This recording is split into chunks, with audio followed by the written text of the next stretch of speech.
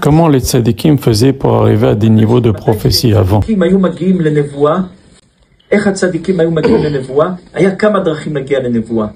Il y avait différentes façons pour y arriver. Une des façons d'y arriver était de dire des noms très kedoshim, très saints.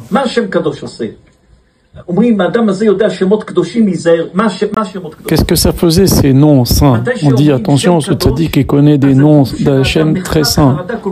Ça fait quoi?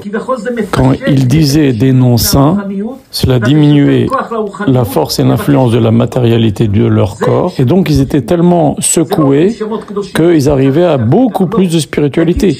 Plus on se débarrasse de la matérialité, et plus on arrive à de la spiritualité. C'est le même principe pour le Ta'anit, le jeûne. Et donc il s'est levé énormément comme ça. Donc ça faisait ressortir la lumière de sainteté qu'il y a en chacun, la neshama qu'il y a en chacun, et elle arrivait à des plus hauts niveaux et à demander des choses, obtenir des choses, prier autrement et voir des choses que monsieur tout le monde ne peut pas voir. Tout cela, les tzadikim y arrivaient en prononçant des noms très kedoshim, très saints.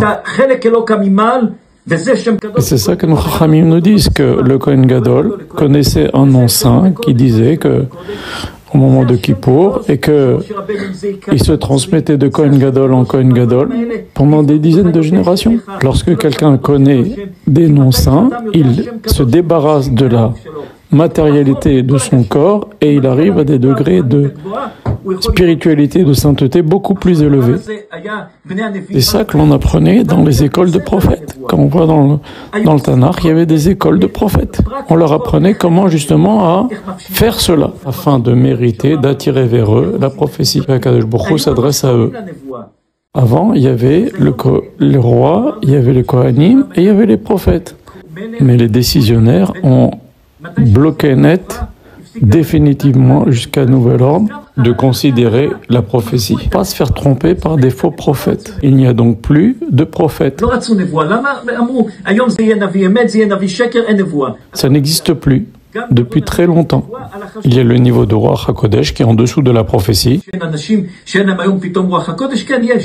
Un esprit saint qui repose sur la personne, elle arrive à voir des choses extraordinaires. Comment on y arrive? Ça peut y arriver par la kedusha de la personne, à force d'étudier la Torah, à force de faire attention à ses yeux, par le mérite de la tzedaka, par le mérite de donner du mérite aux autres, même encore ce qu'on appelle bat kol, une voix céleste, et même le dévoilement d'Eliyahu Hanavi dans notre génération.